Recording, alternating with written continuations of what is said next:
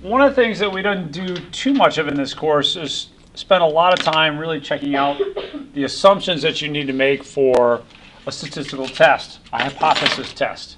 So a lot of these tests have hypothesis that you require that you have a normal distribution or dependent variables or at least 30 observations, etc. So what happens if you don't meet these requirements? You shouldn't really be running those tests if you don't meet those requirements. Now, for example, the other day we tested we did an ANOVA test to see if there was a difference in the amount of arsenic in different samples of brown rice from Arkansas, California, and Texas.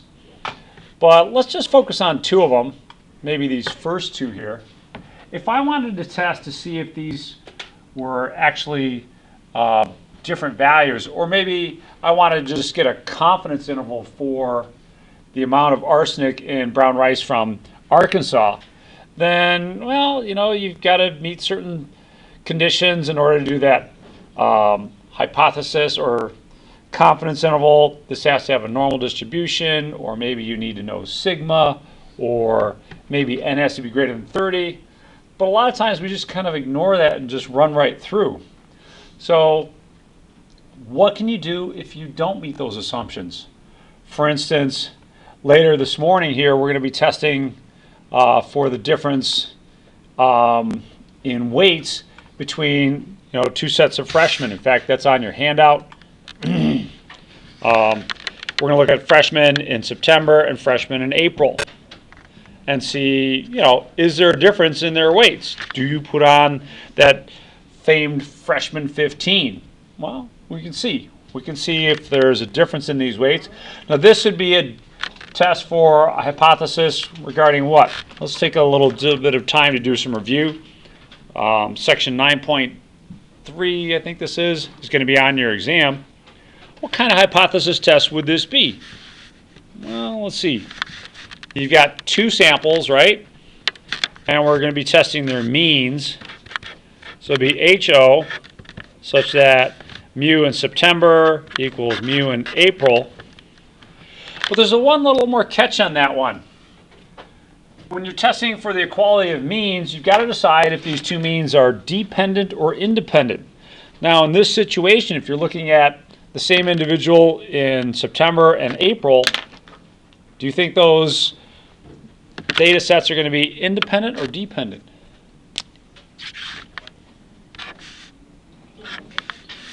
Got to vote for dependent, but it was only one vote. A couple more nods. Yeah, you're talking about the same person from one 9-month period to the next, or from September to April. So yeah, they're going to be dependent.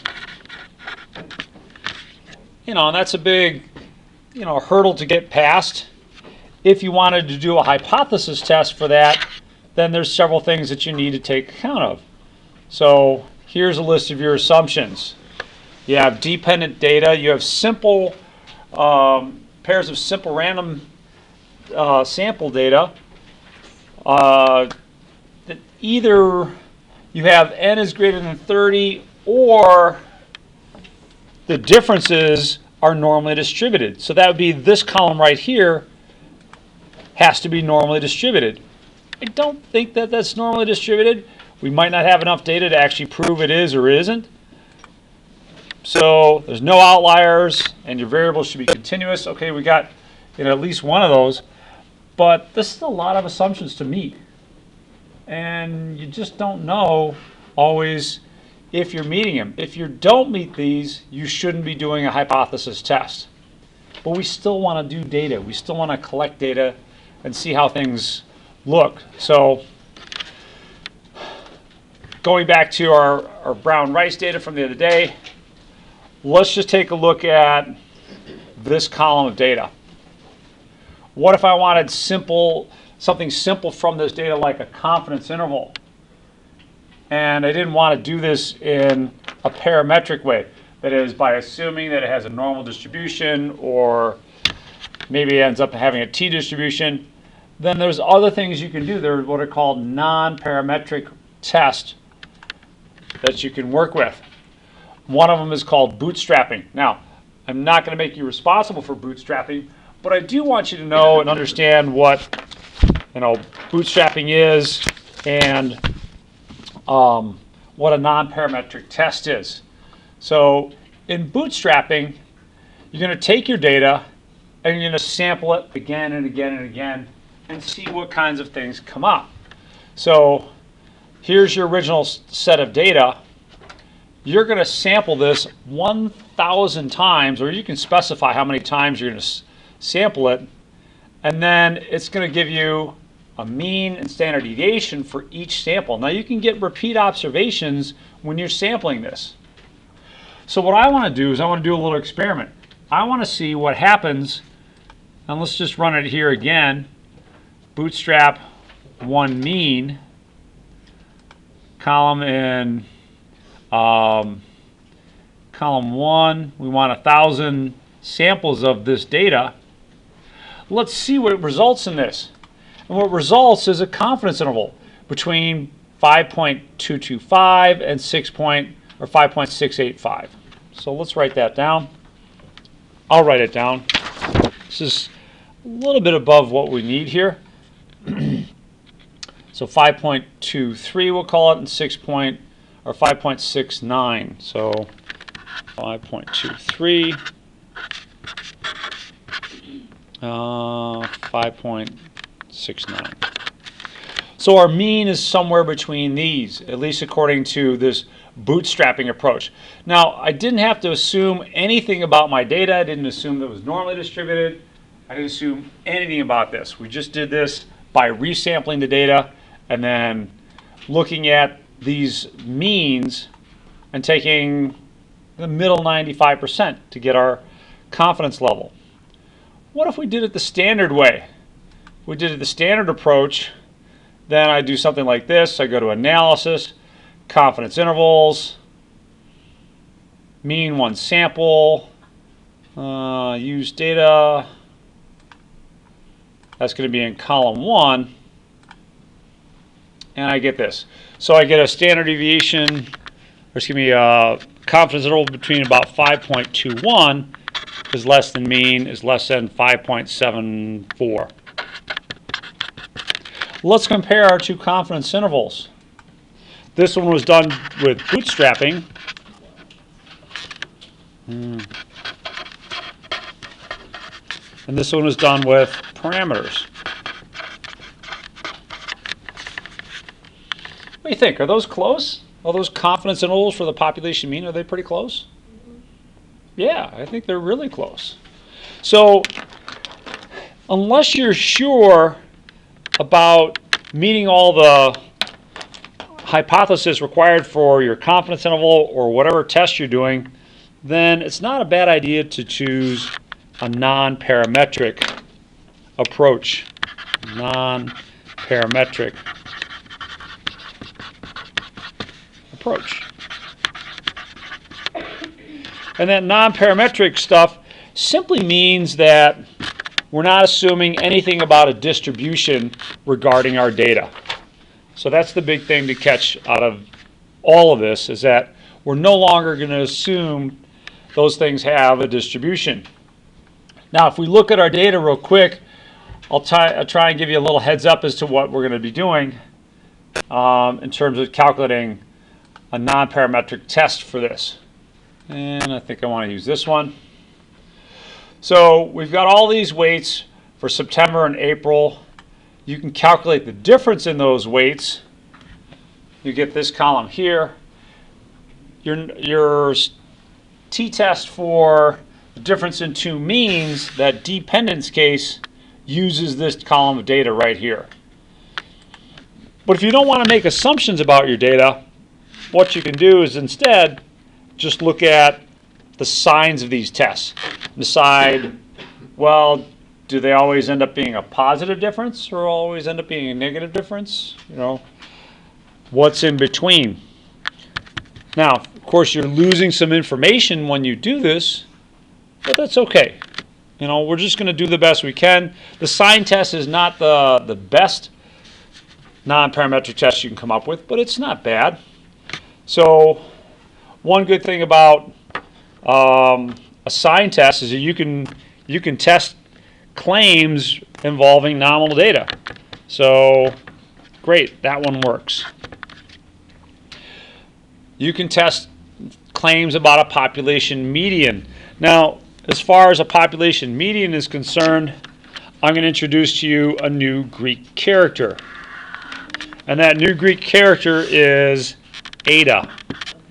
You can find it with a capital H on, or not a capital H, but just an H if you're using the symbol font on, say, Microsoft Word. Symbol font H. So it's eta. Now, I'll be honest with you, there's not universal agreement on using this symbol for a population median. It's what I'm comfortable with, it's what I've used, and there's no harm in it, so I'm going to go with that. Claims about several independent samples. What is it that we use to test this? We just learned about this recently. If we have several different populations and we're testing sample means, what test would we use to test claims about several population means? Matt? Correlation. Correlation would be between two populations, but if you're going more than two populations and you want to compare the means, what hypothesis test the means? Yes? Oh, I was going to say, is it the ANOVA? Yeah, it's the ANOVA. Thank you. So one of the challenges you're going to face coming this Monday when you take your exam is deciding, well, what hypothesis test do I use? And that's a big one. We'll practice some stuff for that later today.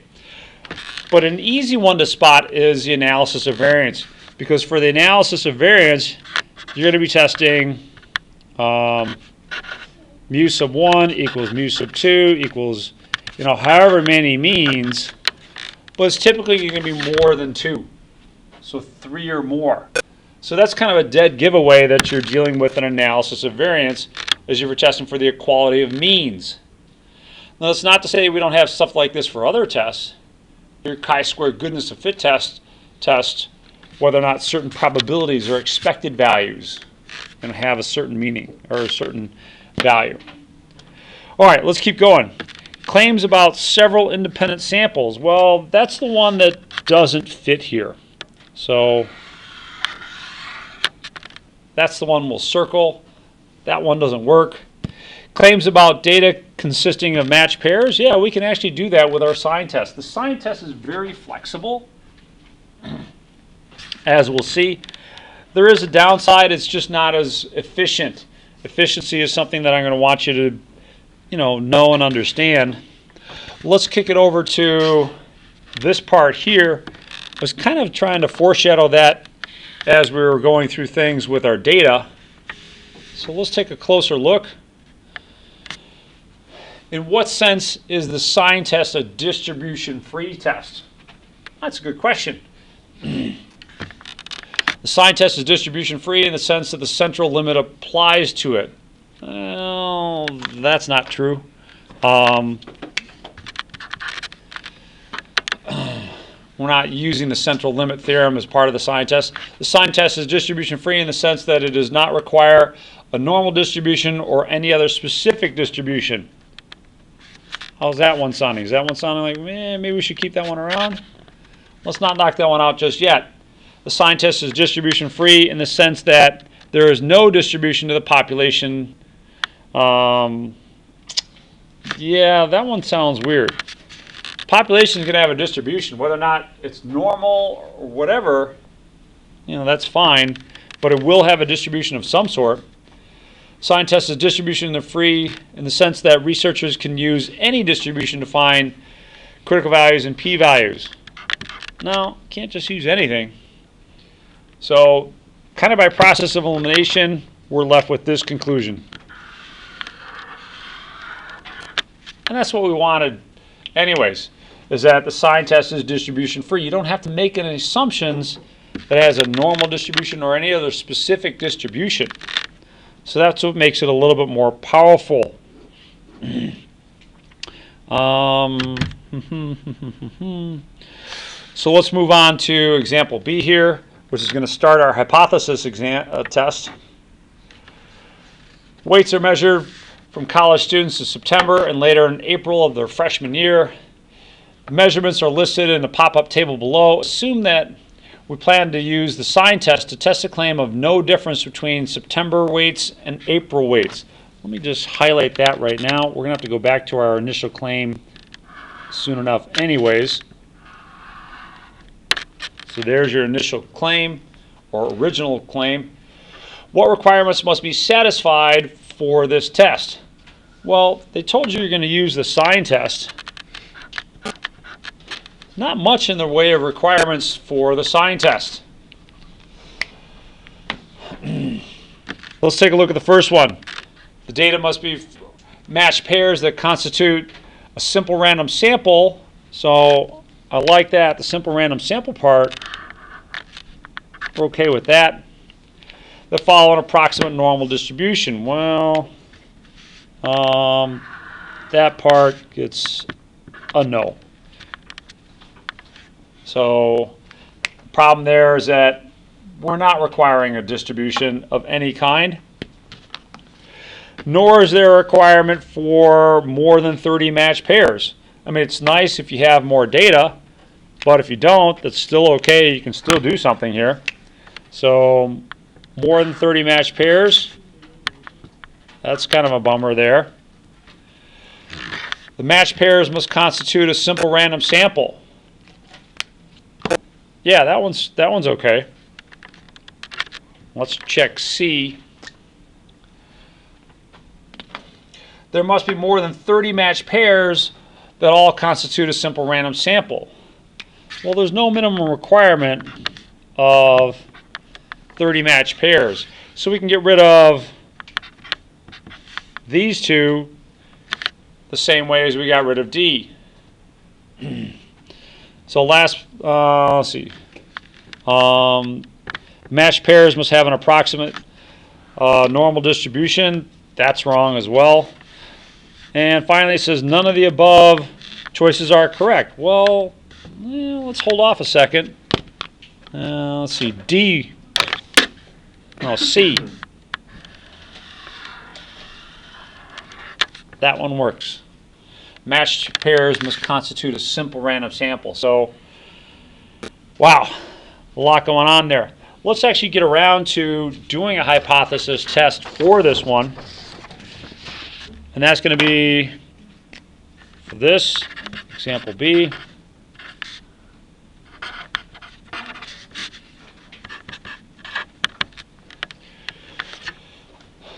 We're going to test a claim of no difference between September weights and April weights. So what was it, the parameter that I'm going to use here? Eta. So eta is going to be our parameter for the difference in April minus September weights. All right, let me zoom in a little bit so you can see that.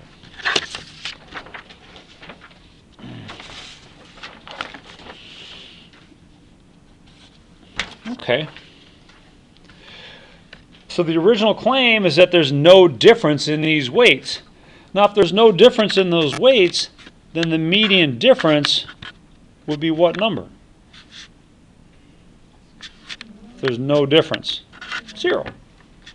And the alternative hypothesis is that the median difference is different than 0.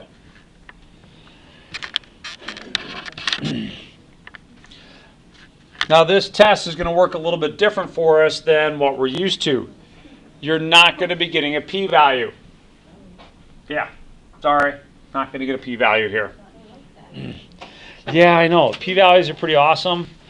So instead, it's going to kind of depend on our sample size. Is our sample size greater than or equal to 25 or less than 25? So that part gets a little bit more challenging. Let's take a look here. So we're not going to bother with Step 2, alpha, we're just not going to worry about that part right here. Step 3, we're going to input our data. Let's actually look at the part of the data that we're really going to need.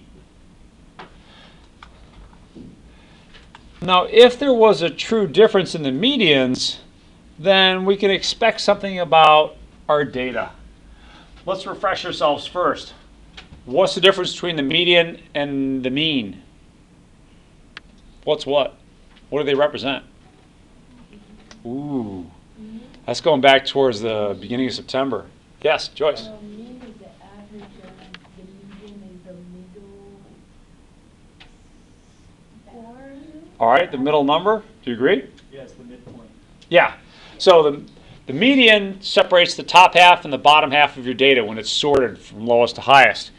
So it's your middle point, whereas the average is synonymous with the mean. Those are interchangeable. So they kind of get at the same thing. They're both getting at the center of your data, what's in the middle, but they are a little bit different. Now, if the median difference of these weights was 0, then it's kind of like flipping a coin. Roughly half the times you expect the heads, and the other half you expect the tails.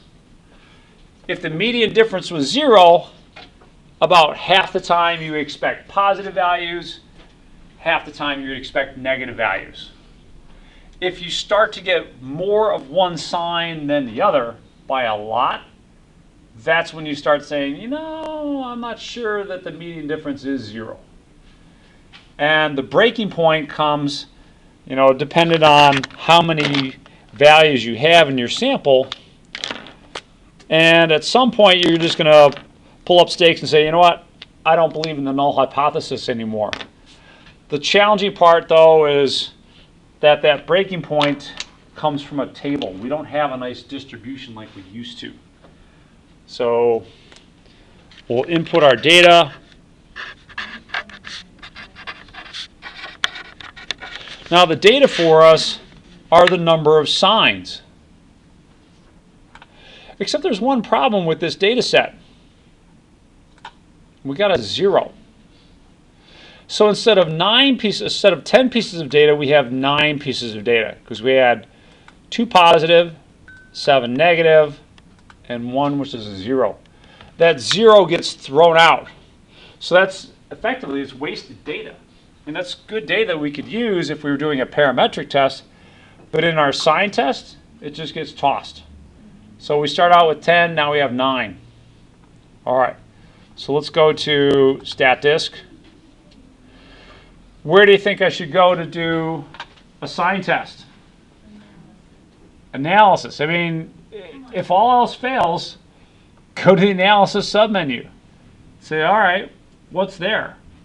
If you look down there, amazingly, sign test. That's pretty convenient.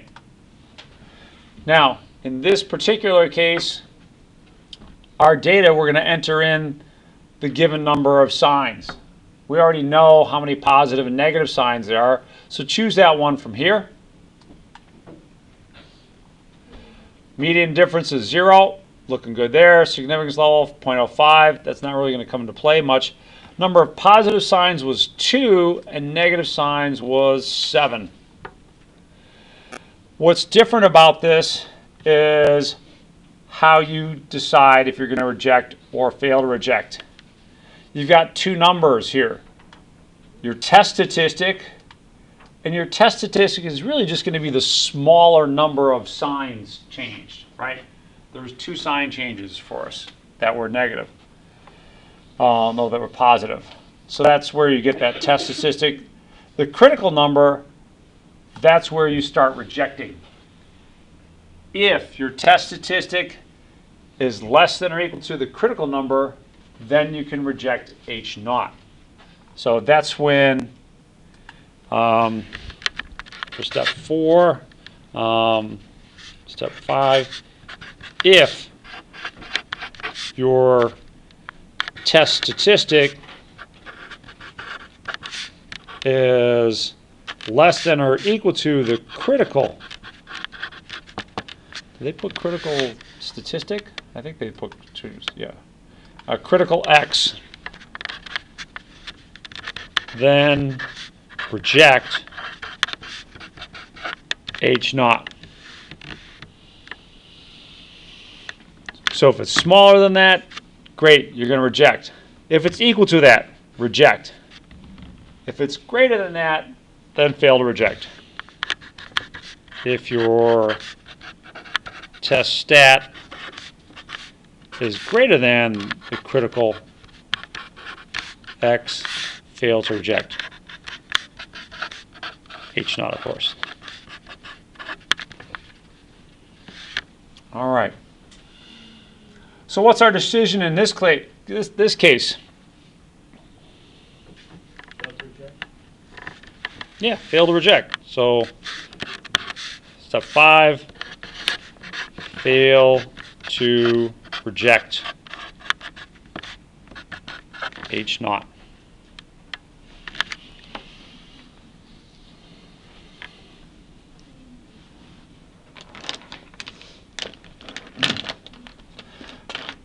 On an exam, I think you've been using your wording, your hypothesis test conclusion sheet long enough, right? You don't need that anymore? Or do you? Didn't say that. Oh, or do you want it? Yes. John's giving me a nod like, no, I definitely want that. All right, fine. So yeah, you can use that. So the question is, well, which of these hypothesis, conclusions are we going to use? So let's look back at our problem.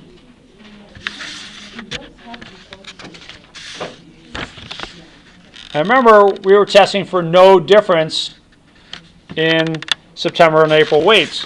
So that reflects which hypothesis, HO or HA? Hurry up, I gotta make a turn. HO. No difference, right? So there's your no difference. See if you can't figure out how you would word this.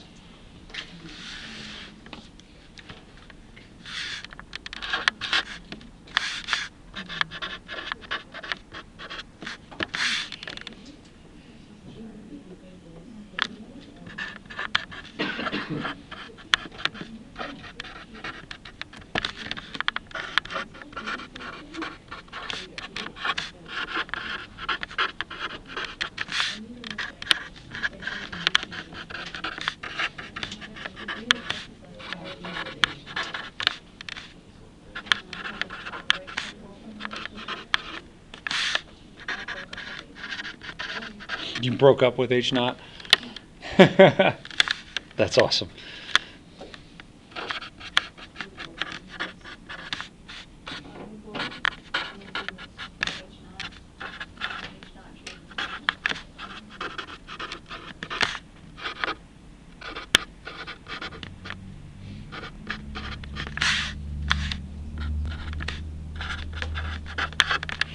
All right, who wants to give this one a try in terms of their wording?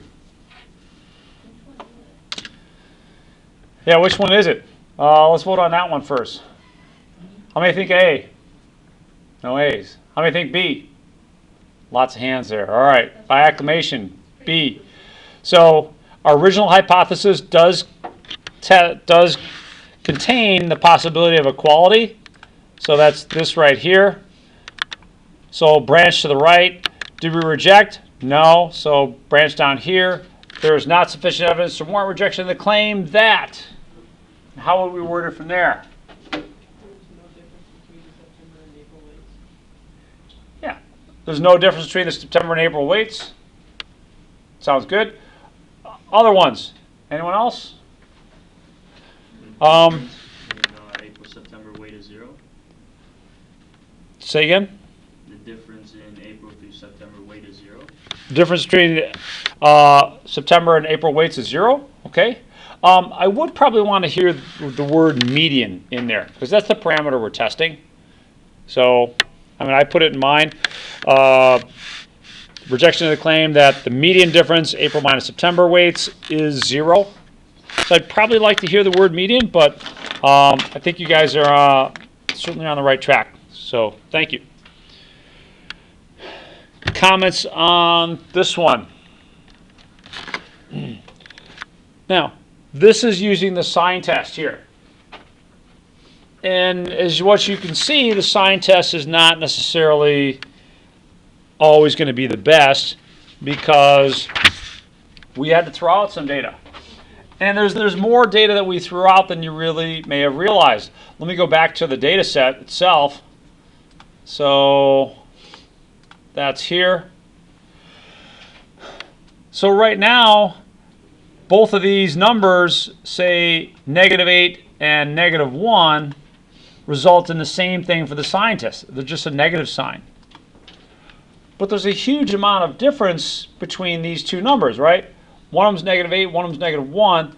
This represents a much greater loss of weight or gain of weight, depending which way they're subtracted, than this one does. But yet they're representing by the same thing here. They're just another negative. So you're losing a lot of information when you just reduce this to the signs. What if we did this with a parametric test? What if we regarded this as being paired data and said, you know what, let's test it that way. All right, let's do that. So we'll redo our analysis. Where should I go to do that kind of a test? This is a good reminder, refresher for Monday. Got a lot of choices here. Can you repeat the question? Yeah, where should I go to test the hypothesis that the means are different if I'm going to do a parametric test as opposed to a sign test? Yeah, hypothesis testing would be a good start. Yeah, I agree with there. All right, some of you are looking like, what is that? I haven't seen that. Did we cover that? Are we supposed to know this for the test on Monday? Psst, the answer is yes. Spoiler alert. Which one should I choose here? Mean matched pairs. Yeah, if you're talking about, somebody, the same person from September to April, these data sets are necessarily dependent. They're not totally random from each other. They're dependent. So we'll select mean matched pairs, columns 1 and columns 2. Mean difference is 0 versus mean difference is not 0, so that looks pretty good. Significance level 0.05, I'm okay with that. There we go. This is a little bit more familiar. What are we going to do with our H naught? You can reject or fail to reject. Reject. Reject. Huh. Is that a different conclusion than we got when we did the sign test? Yeah. It's because the sign test isn't as efficient as the parametric test that we have here. Here you're rejecting. You can see your confidence interval doesn't contain what special number? 0. Yes, thank you. Does not contain 0. So that's consistent with rejecting H naught. Yeah, you're getting a different conclusion. The sign test isn't as efficient as the parametric version of this test. But if you don't satisfy the requirements for the parametric test, then you shouldn't be using it. Your conclusions are worthless if you don't satisfy the requirements. So the sign test does have its place in things. It's not as, it's not as efficient. So maybe we should define efficiency. And let's see if I got that someplace. I think I've got that in a handout that I put on D2L. Let's see if we can't find that. So that's this one right here. Exam 4 preview. Let's see. Open link, a new tab. How come that's not downloading? There we go.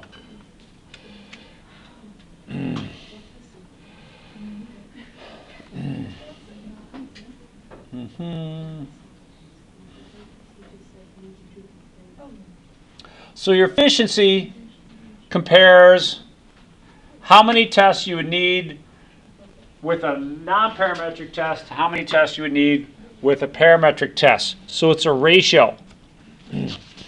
So the efficiency rates how good your non-parametric test is. So, for instance, you can see from this first line here that the efficiency for the non-parametric test, the sign test, is 63%. That's not so good. It means with your parametric test, you need 63 observations to reach a conclusion of rejected H naught. With your non-parametric test, you need 100. That's a big difference. So the sign test isn't very efficient. But take a look at some of the other ones. The Wilcoxon sign rank test. The Wilcoxon rank sum test. Why are there so many? What's that? Why are there so many? Why are there so many? Because they test different things. For instance, the Kruskal-Wallis test is like a non-parametric ANOVA.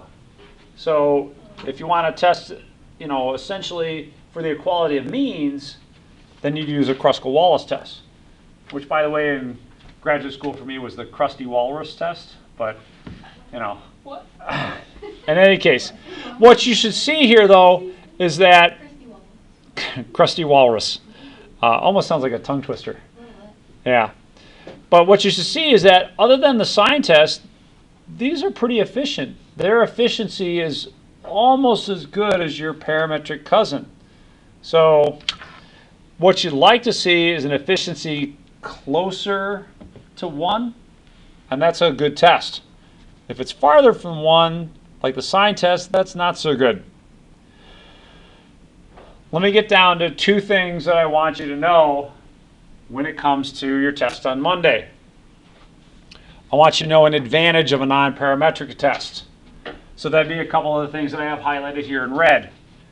That they require few assumptions, and there's no need for normality or any specific distribution. It can work with non-quantitative data, it can work with ordinal data, it can work with rank data. It works with a lot of things beyond just simple quantitative data. So it's much more flexible. It can be used in a wider range of situations. What are the disadvantages? Well, it can be less efficient,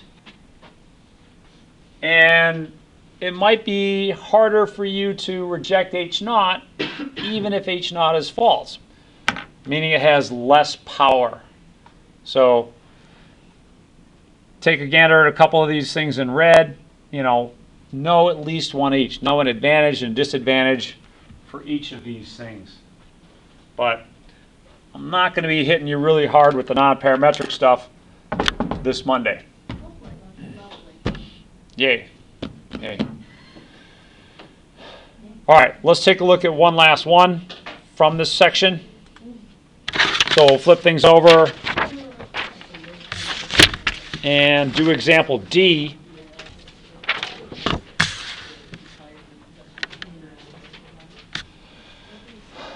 So in example D, assume that matched pairs of data from a poll of internet users who were asked if they make travel plans through the internet results in 314 positive results and 296 negative results, 27 ties.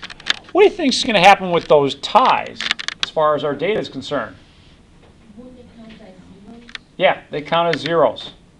All right, so they get thrown out. It's not helpful. And that's again why the sign test isn't that efficient. Now we're going to test the claim that there's no difference in these matched pairs. Users that make travel plans to the internet and those who didn't.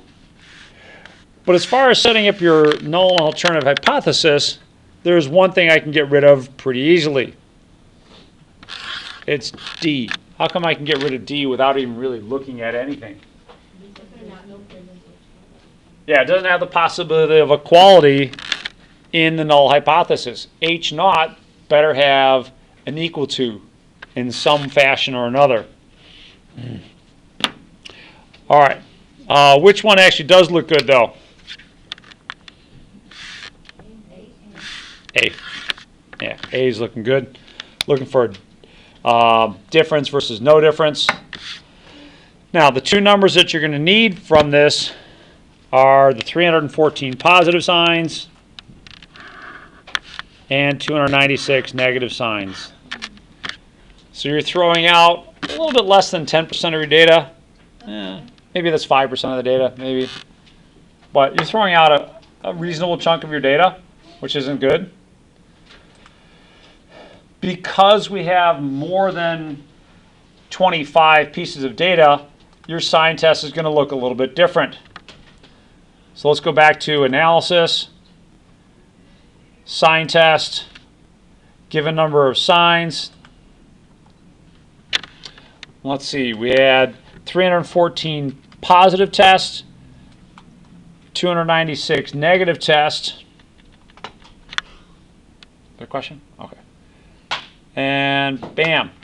Now when you press this, you do see a test statistic. You see a couple different test statistics. One is an X, one is a Z. But you don't get a critical X, right? That's what we had the first time we did this. That's because when your sample size gets large enough, you can start to use the Z distribution to approximate some probabilities. That means you got to kind of go old school in terms of testing your hypothesis. What that's going to mean is that if this blue statistic ended up in the rejection region, which is to the right of this line or to the left of this line, then you would reject H naught. If it's in between here, then you're going to fail to reject H naught. This is a classical approach. We did not do this in this course. What did we do to decide the fate of a hypothesis in this class? How do we decide to reject or fail to reject? P-values. And your p-value had to be lower than what? Yes, nice. Significance level, alpha. Both of them are correct. Now, you're not going to reject in this case because our test statistic didn't fall in what's called the critical region. So we'll just say fail to reject H naught, and then you can set up your conclusion based on that chart from section 8.2. So fail to reject because the test statistic didn't fall in the critical region.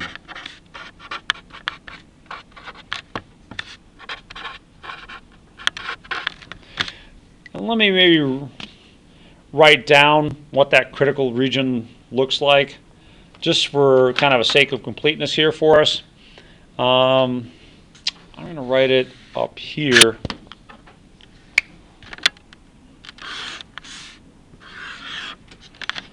So if you have this normal distribution, then there's a couple points on that normal distribution, one at 1.96, the other one at negative 1.96.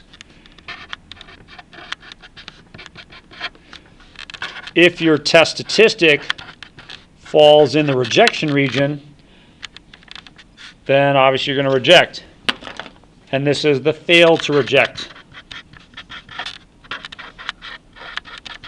H naught region. And that's where our test statistic landed. Let's go find that test statistic value. So our test statistic was negative 0.688. Okay. So negative 0.688, that's going to be your 0, negative 0.688. Fail to reject. Yay. So we fail to reject, and then word your conclusion. All right. So do we have something like this in the exam? Hang on to that thought for just a minute. Any questions on this one in particular? All right. Let's wrap this one up, and we'll start studying for our exam.